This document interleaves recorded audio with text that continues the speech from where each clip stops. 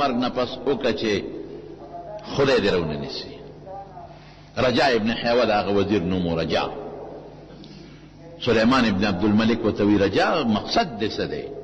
وی ځان نه پس داسې سړی بادشاه پرېږده چې کم از کم قبر کې خو د الله تپوس نه کېږي.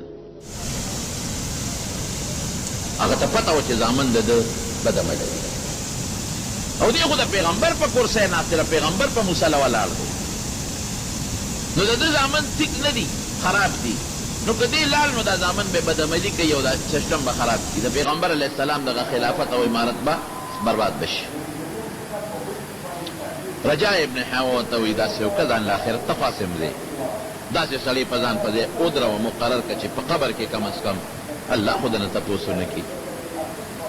یاره وایي رجاء ډېره ښه خبره دې وکړه، ما خو دا خیال و چې یا به ورور د ځان په ځای بادشاه کړم یا به زوی د ځان په ځای بادشاه کړم، ډېره ښه خبره دې وکړه. نو سوچ بچارې وکړه، یو کاغذ یې ولیکه او په هغه کاغذ کې د عمر ابن عبدالعزیز رحمت الله علیه نوم ولیکه.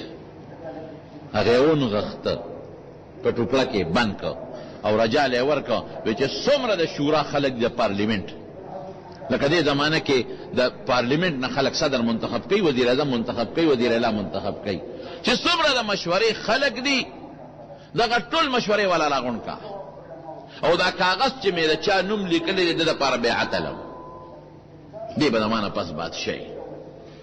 هشام ابن عبدالملک د درو هغه د رجاء له مخې له ورغی، ورته یې ویې رجاء دې کاغذ دې کتلی دی چا نوم دې پکې؟ وی نه.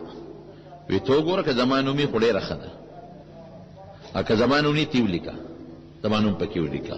هغه وی نه نه نه نه نه مې کتلی دی، نه ته خبر یم، نه پاکستان نوم لیکلی شم. چې لږ مخکې لاړ عمر ابن عبدالعزیز په مخه ورغی